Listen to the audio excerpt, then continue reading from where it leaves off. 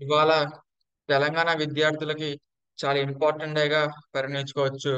ఎందుకనంటే ఇవాళ supreme court of ఇండియాలో తెలంగాణకు సంబంధించి లోకల్ నాన్ లోకల్ కింద ఇప్పుడు దాకా జరుగుతున్న మొత్తానికి కూడా ఈ కేసు తెలంగాణ హైకోర్టులో తెలంగాణ స్టేట్ గవర్నమెంట్ కి కొద్దిగా వ్యతిరేకంగా తీర్పిచ్చిన నేపథ్యంలో వీళ్ళు సుప్రీం కోర్టుకి వెళ్ళారు.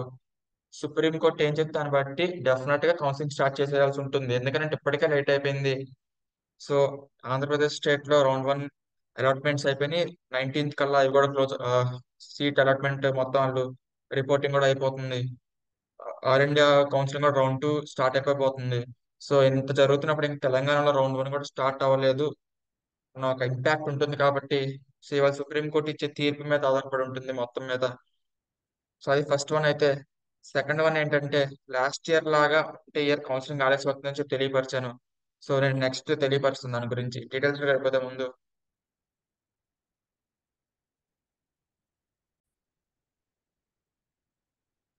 ఇది మనకి తెలంగాణ స్టేట్ కి సంబంధించి గవర్నమెంట్ ఆఫ్ తెలంగాణ, ఈ state of Telangana versus so ఈ లోకల్ నాన్ లోకల్ గురించి ఫైట్ చేసే వాళ్ళ మధ్య జరుగుతుంది ఈ కేసు అనేది సుప్రీం కోర్టులో.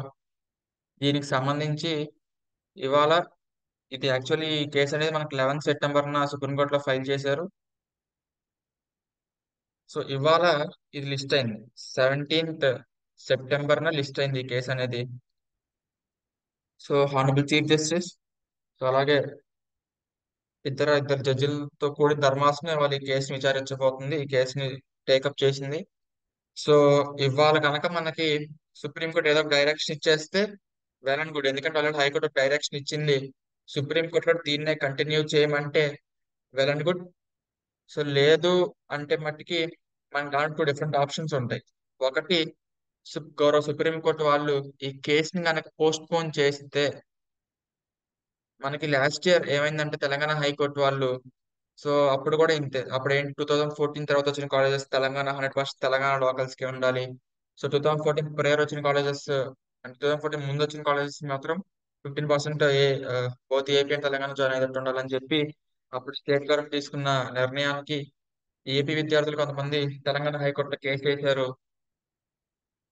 దానివల్ల అప్పుడు హైకోర్టు వాళ్ళు ఏంటంటే విచారించి ఆ కేసుని కొద్దిగా పోస్ట్ పోన్ చేసుకుంటూ వచ్చారు.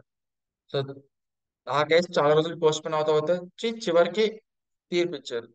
సో ఈ ఇయర్ హైకోర్టు ఆల్రెడీ ఒక జడ్జిమెంట్ ఒక రూలింగ్ అయితే ఇచ్చేసింది.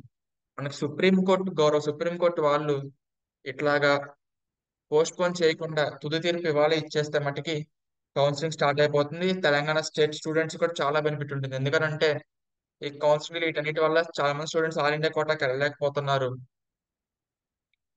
సో దీని వల్ల మనకి తెలంగాణ కట్ ఆఫ్ కొద్దిగా పెరుగుతో అవకాశం ఉంటుంది. ఇటు పక్కన ఏపీ స్టేట్ లో రౌండ్ 1 అయిపోతుంది, అయిపోయింది.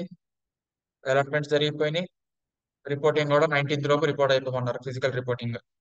సో ఆల్ ఇండియా కూడా రౌండ్ 2 స్టార్ట్ అయిపోతుంది. ఇన్ని జరుగుతున్నప్పుడు మన తెలంగాణలో ఇంకా రౌండ్ 1 స్టార్ట్ కాలేదు.